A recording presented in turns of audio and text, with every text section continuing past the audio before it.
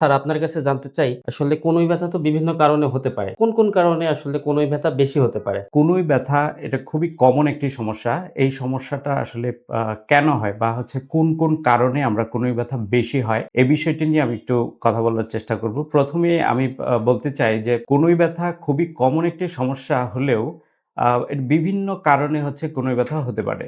এর মধ্যে প্রধান যেই কারণটি রয়েছে সেটি হচ্ছে ওভার ইউজ বা রিপিটিটিভ স্ট্রেন যেটাকে বলি আমরা। আমরা অনেক সময় দেখি যে আমাদের এখানে যেসব পেশেন্টরা আসেন, তাদের অনেকেই একই ধরনের কাজ করে অভ্যস্ত। যেমন টাইপিং অথবা অনেক সময় ওভারলোড নিয়ে একটা লোড বহন করে নিয়ে যাওয়ার যে ব্যাপারটা, ওভার ইউজ বা রিপিটিটিভ স্ট্রেন এই সংক্রান্ত যেই বিষয়গুলো রয়েছে, এই ধরনের পেশেন্টদের কনুই ব্যথা বেশি হয়ে থাকে।